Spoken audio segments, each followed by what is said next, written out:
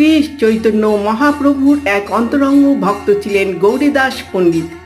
একদিন এক আশ্চর্য ঘটনা ঘটল। গৌরীদাস পণ্ডিত স্বপ্নে দেখলেন স্বয়ং জগন্নাথ দেব তাকে আদেশ দিচ্ছেন পুরী থেকে নিজেদের বিগ্রহ নিয়ে আসার জন্য। স্বপ্নের এই আদেশ পেয়ে তার মন আনন্দে ভরে উঠল, কিন্তু তিনি ভাবলেন, আমি তো দরিদ্র, পুরী যাব কিভাবে? তবে ভগবানের আদেশ তিনি উপেক্ষা করতে পারলেন না। কোনোভাবে তিনি পুরী পৌঁছালেন এবং জগন্নাথ দেবের মন্দিরে গিয়ে ব্যাকুল হৃদয়ে প্রার্থনা করতে লাগলেন। পুরী মন্দির থেকে হঠাৎ জগন্নাথ, বলরাম এবং সুভদ্রা এই তিন বিগ্রহ অদৃশ্য হয়ে গেলেন। সেবায়েতরা যখন চিন্তিত, তখন গৌরীদাস পণ্ডিত নিজের কুটিরে দেখলেন স্বয়ং এই তিন বিগ্রহ তার সামনে আবির্ভূত হয়েছেন। এরপর জগন্নাথ দেব নিজেই গৌরীদাস পণ্ডিতকে নির্দেশ দিলেন এই বিগ্রহগুলি যেন তিনি পশ্চিমবঙ্গের সপ্তগ্রামের অম্বিকা কালনায় নিয়ে যান এবং সেখানেই তাদের সেবা করেন।